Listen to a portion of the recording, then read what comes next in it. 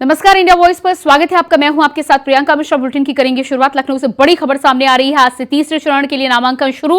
लोकसभा चुनाव के तीसरे चरण के लिए नामांकन प्रक्रिया की शुरुआत। यूपी की 10 सीटों पर तीसरे चरण में होगा मतदान। तीसरे चरण के लिए 7 मई को होनी है वोटिंग।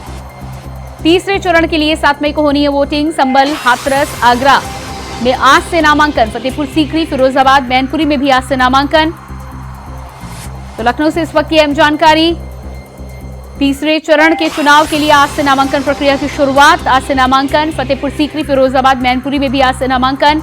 इसके अलावा एटा, बदायूं, आंवला, बरेली में आज भरा जाएगा नामांकन। आज से नामांकन की प्रक्रिया की शुरुआत हो चुकी है। 19 अप्रैल तक तीसरे चरण के लिए कर सकते हैं नामांकन।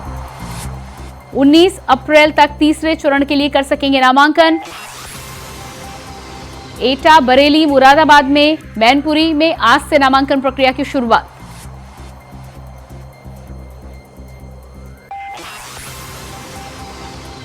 तो लोकसभा चुनाव के तीसरे चरण के लिए आज से नामांकन प्रक्रिया की शुरुआत हो चुकी है। अलग अलग जिलों में, अलग अलग राज्यों में आज से नामांकन प्रक्रिया की होगी शुरुआत। उत्तर प्रदेश की बात की जाए तो उत्तर प्रदेश के कई जिलों में आज से नामांकन प्रक्रिया की होनी है शुरुआत। एटा, मैनपुरी, मुरादाबाद, इन सभी सीटों पर आज से नामांकन प्रक्रिया की शुरुआत हो सकेगी। 19 अप्रैल तक तीसरे चरण के लिए भर सकेंगे नामांकन। 7 मई को होनी है वोटिंग। संभल, हाथरस, आगरा में आज से नामांकन। फतेहपुर सीकरी, फिरोजाबाद, मैनपुरी में भी नामांकन। एटा, बदायूं, आंवला, बरेली, तो इन सभी सीटों पर आज से नामांकन प्रक्रिया की शुरुआत हो सकती है। 19 अप्रैल तक तीसरे चरण के लिए कर सकेंगे नामांकन।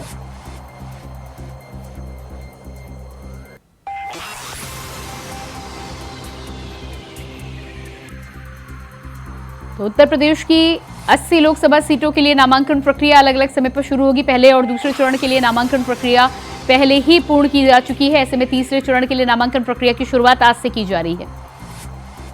और इसी खबर पर संभल से हमारे साथ संवाददाता सतीश सिंह लाइव जुड़ चुके हैं। जी सतीश, तीसरे चरण के मतदान के लिए जिस तरह से नामांकन प्रक्रिया की शुरुआत होनी है, संभल की बात की जाए तो कब से नामांकन प्रक्रिया की शुरुआत हो सकती है और अलग अलग लोकसभा कैंडिडेट कब पहुंचेंगे नामांकन करने के लिए? जिस तरीका से नामांकन तीसरी प्रक्रिया चालू हो चुकी है, तो बात की जाए तो जनपद संभल में डीएम मंसल ने आदेश कर दिए गए हैं। जो कोई प्रत्याशी है वो जाना चालू के आदेश दे दिए गए हैं कि अब से लेकर 19 तारीख तक लगातार प्रत्याशी अपना जाएं और नामांकन कराएं, पर्चा भरें और जो पर्चा वापसी होगा तो इसी को लेकर के जो प्रशासन की सभी तैयारी मौजूद कर ली गई है और सभी तैयारी वहां पर पूर्ण हो गई है। क्योंकि प्रत्याशियों का अब जो है आज से जाना शुरू हो सकता है। क्योंकि जिस तरह से बात की जाए बीजेपी प्रत्याशी से बात की गई तो उन्होंने अभी समय की बात की गई कि हम कल से परसों जा सकते हैं। क्योंकि नामांकन कराने के लिए जिस तरह बात की जा रही है तो और प्रत्याशी भी है। बीजेपी की बात की जाए या बीएसपी की बात की जाए या गठबंधन की बात की जाए तो अभी प्रत्याशियों का जो है आज से चालू हो गया है। अब देखना होगा कि प्रत्याशी कब जाना स्टार्ट होते हैं, कि किसी का समय लिया जाएगा। प्रत्याशी अपनी अपनी टीम को गठित करेंगे और जाने के बाद प्रत्याशी पहुंचेंगे। जी बिल्कुल। तो जिस तरह से प्रत्याशी पहुंचने की बात अब जानकारी निकलकर सामने आ रही, 19 अप्रैल तक के नामांकन का समय होगा। क्या लग रहा है आपको कि अलग अलग पार्टियों की तरफ से क्या कुछ तैयारियां हो रही हैं और साथ ही साथ कार्यकर्ताओं में कितना जोश देखने को मिल रहा है?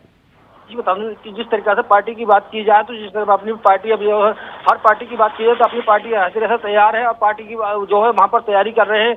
अब जो नाम की बात की जा रही है तो जो हम डीएम मंसल ने कल आदेश कर दिया कि जो है आज से 12 तारीख से लेकर 19 तारीख तक नामांकन किए जाएंगे और पर्चे भरे जाएंगे। जिसके लेकर के अपनी पार्टी सभी तैयारी कर रही है और अपनी अपनी जो है कार्यकर्ताओं के जो बात करेंगे। बात करने के बाद में वो पार्टी पहुंचेंगे और नामांकन करेंगे। जी अब बने रहिएगा हमारे साथ। मैनपुरी से मुकेश कुमार भी जुड़े हुए हैं। जी मुकेश, मैनपुरी की बात की जाए तो नामांकन प्रक्रिया की आज से शुरुआत हो रही है और जिस तरह से डिंपल यादव और जयवीर सिंह आमने सामने इस सीट पर नजर आ रहे हैं, कड़ा मुकाबला देखने को मिलने वाला है। क्या लग रहा है कब से नामांकन प्रक्रिया की शुरुआत होगी और समाजवादी पार्टी और बीजेपी नामांकन को लेकर क्या कुछ तैयारी कर रही है?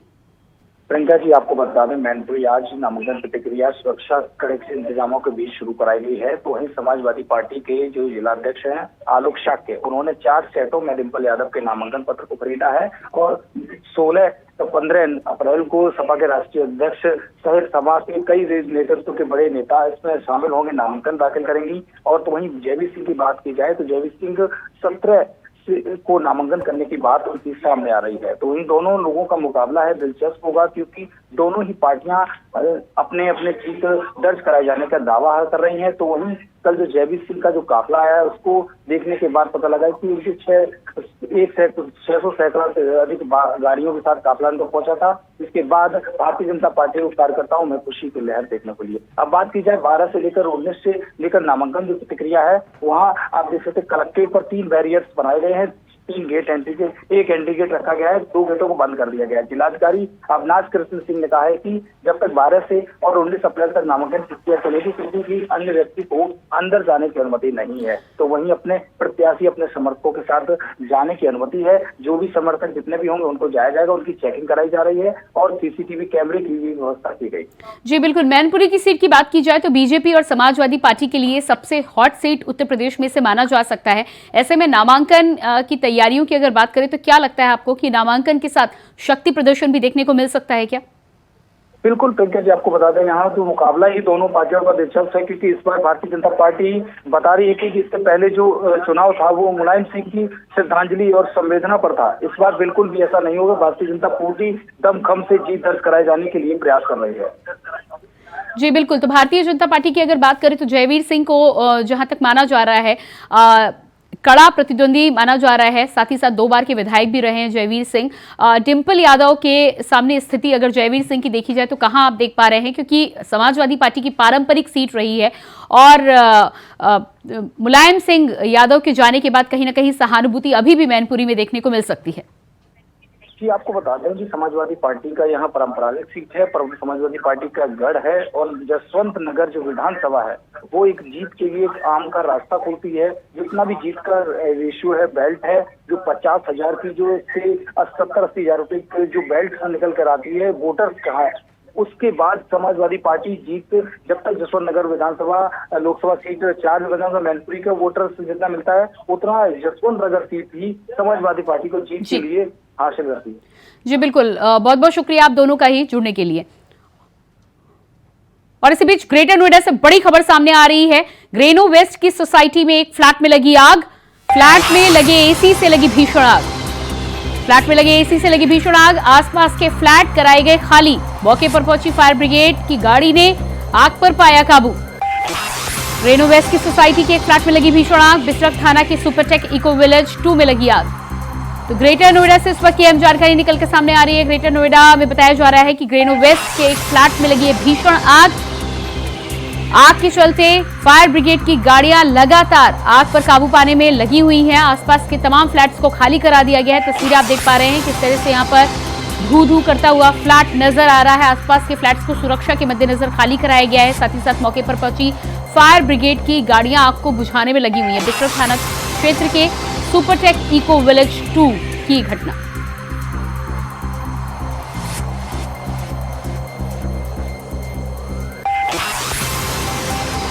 तो जानकारी निकलकर सामने आ रही है, फ्लैट में लगे एसी में शॉर्ट सर्किट को इस हादसे की वजह माना जा रहा है। हालांकि पुख्ता तौर पर अभी तक जानकारी साफ नहीं हो पाई है, लेकिन माना जा रहा है कि इसी की वजह से इस फ्लैट में आग लगी है। स्थिति आप तस्वीरें देख पा रहे हैं किस तरह से भीषण रूप से जलता हुआ ये फ्लैट दिखाई दे रहा है। आसपास के लोगों को सुरक्षा के मद्देनजर फ्लैट से खाली करवा लिया गया है। फायर ब्रिगेड की गाड़ियां वहां पर लगातार काम कर रही हैं, लेकिन भीषण स्थिति ग्रेटर नोएडा के इस फ्लैट में देखने को मिली है। फ्लैट में अचानक आग लगने से अफरा तफरी का माहौल हो गया। आसपास रहने वाले लोग भी डरे हुए नजर आ रहे हैं।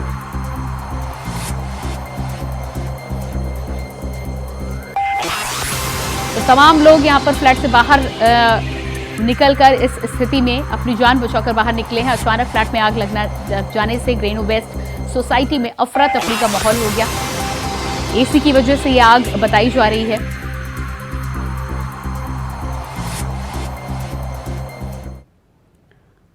और इसके बाद आइए आपको सीधे लिए चलते हैं अल्मोड़ा, जहां पर मुख्यमंत्री पुष्कर सिंह धामी इस समय चुनावी सभा को संबोधित कर रहे हैं। क्या कुछ कह रहे हैं आप भी सुनिए। उनकी प्रदर्शनियों को देखा है। हाउस ऑफ हिमालय एक ब्रांड अभी हमने प्रधानमंत्री जी के हाथों उसका उद्घाटन करवाया है। आप सब लोग अब कोई भी उत्पाद बनाएंगे स्वयं सहायता समूह के माध्यम से, लघु उद्योगों के माध्यम से, उसको बेचने के लिए अब पूरी देश दुनिया में हमको जगह मिल जाएगी, एक स्थान मिल जाएगा। उससे पहले दीपावली में हमने सशक्त उत्सव बहना योजना प्रारंभ करी थी।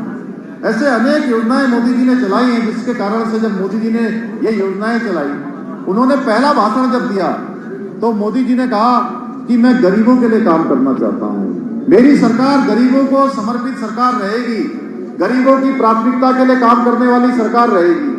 तो जो लंबे समय तक देश की सत्ता पर काबिज रहे, वो मजाक बनाते थे कि मोदी जी क्या काम करेंगे, ऐसा भाषण दे रहे।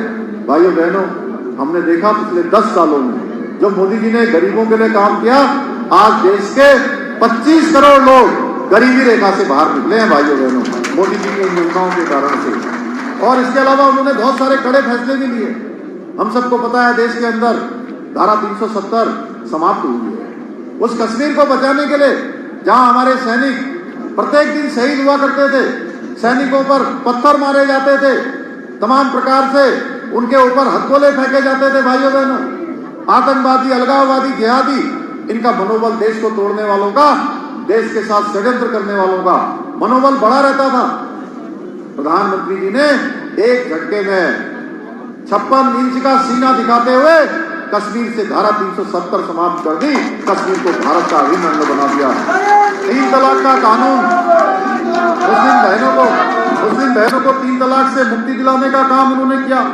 नागरिकता संशोधन विधेयक अभी भारत की संसद में पास हुआ और देश के अंदर इसका कानून बन गया। इसके साथ साथ पहले हमारे देश के ऊपर हमला होता था, आतंकवादी आते थे, दुश्मन की गोली आती थी, तो हमारे सैनिकों को पूछना पड़ता था कि गोली का जवाब देना है कि नहीं देना है।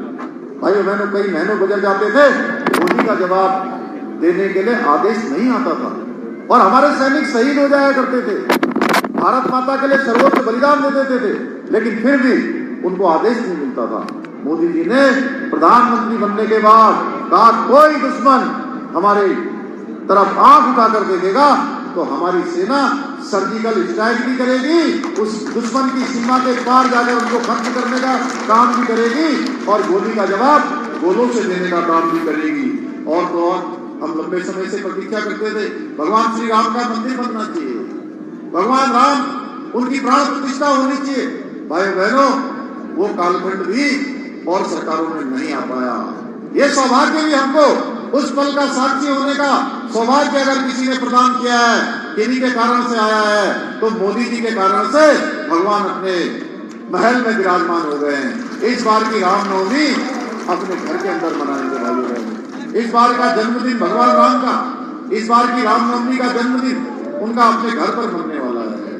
पहले टेंट में हुआ करते थे भाइयों बहनों। ये काम भी मोदी जी ने हमारे लिए किया है। ऐसे अनेक काम मोदी जी ने किए हैं। मैं इसको विस्तार से बोलूंगा तो बहुत लंबा हो जाएगा भाइयों बहनों। आप सभी जानते हैं, हमने भी उत्तराखंड के अंदर बहुत सारे काम, बहुत सारे कड़े फैसले लिए।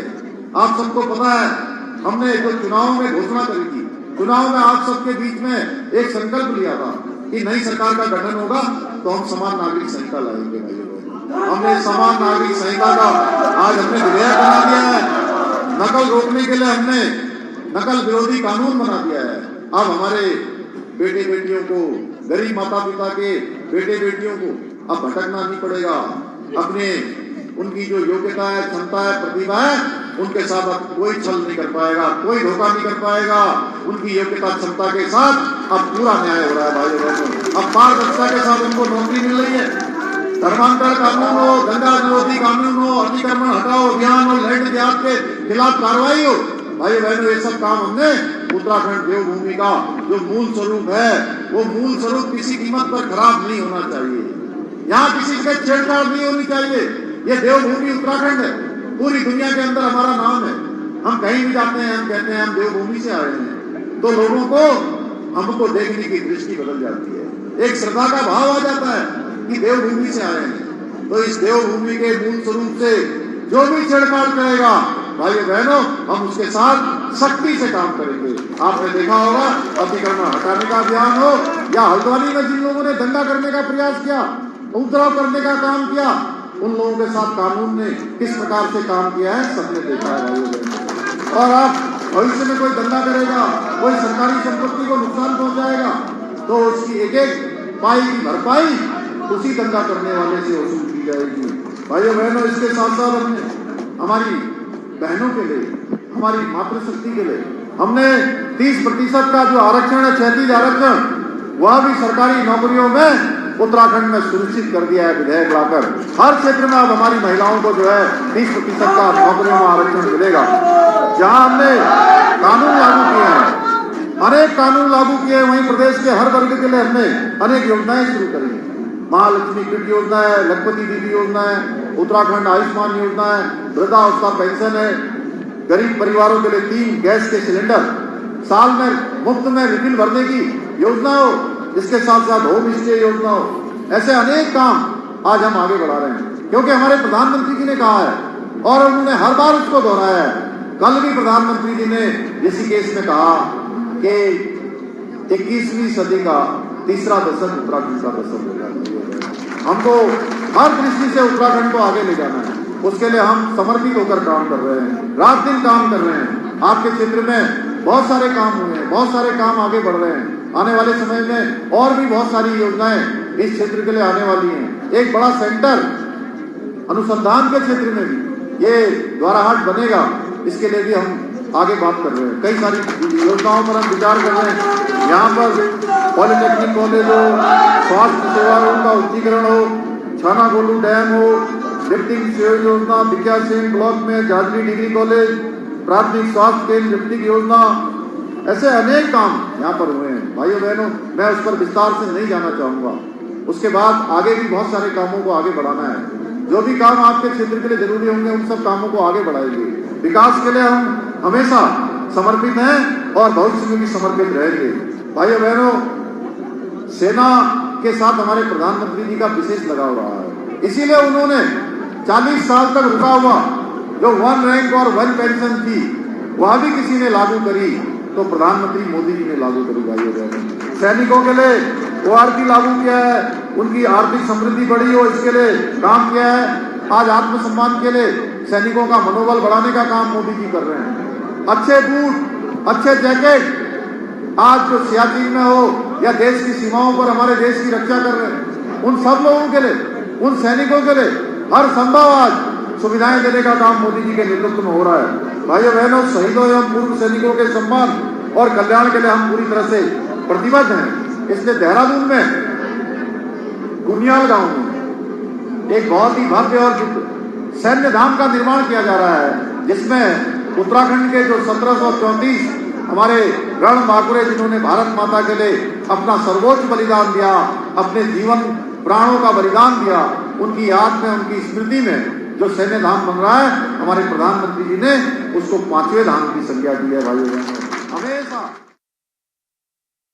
तो यहाँ पर अल्मोड़ा से सुन पा रहे थे मुख्यमंत्री पुष्कर सिंह धामी को। और इसके बाद बात करेंगे अगली खबर को लेकर। सहारनपुर से बड़ी खबर सामने आ रही है। सीएम योगी आदित्यनाथ का आज का कार्यक्रम सहारनपुर में। आज सीएम योगी आदित्यनाथ की जनसभाएं दोपहर 12:30 बजे कैराना में सीएम की जनसभा। कैराना प्रत्याशी प्रदीप चौधरी के समर्थन में करेंगे जनसभा। सहारनपुर के गंगोह में सीएम जनसभा को करेंगे संबोधित। सीएम योगी आदित्यनाथ का आज का कार्यक्रम सहारनपुर में। आज सीएम योगी आदित्यनाथ की जनसभाएं। नवीन मंडी स्थल गंगोह में सीएम करेंगे जनसभा। दोपहर 12:30 पर कैराना में सीएम की जनसभा। कैराना प्रत्याशी प्रदीप चौधरी के समर्थन में करेंगे जनसभा। नवीन मंडी स्थल गंगोह में सीएम करेंगे जनसभा। दोपहर 1:45 पर बड़गांव देवबंद में होगी जनसभा।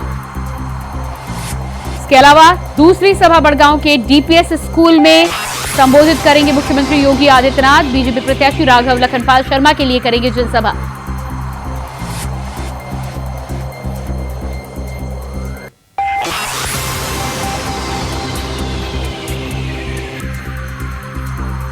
पंद्रह दिनों में मुख्यमंत्री के सहारनपुर में तीसरा दौरा। तो बीजेपी प्रत्याशी राघव लखनपाल के समर्थन में करेंगे मुख्यमंत्री जनसभा। 15 दिनों में मुख्यमंत्री का तीसरा दौरा।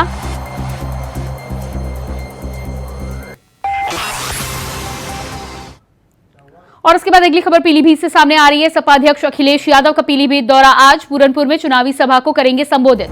पूरनपुर में चुनावी सभा को करेंगे संबोधित। दोपहर 12:30 पर पीलीभीत में समाजवादी पार्टी की जनसभा प्रत्याशी भगवत सरन गंगवार के पक्ष में चुनावी सभा को संबोधित करेंगे अखिलेश यादव।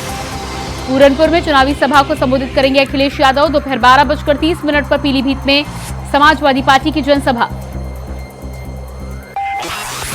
तो लोकसभा चुनाव को लेकर तैयारियां दोनों ही तरफ से जोरों शोरों पर चल रही है। एक तरफ भारतीय जनता पार्टी की कमान संभाले हुए मुख्यमंत्री योगी आदित्यनाथ लगातार जनसभाएं कर रहे हैं, तो वहीं सपा सुप्रीमो अखिलेश यादव भी पीलीभीत में आज भगवंत सरन के समर्थन में जनसभा करते हुए नजर आएंगे।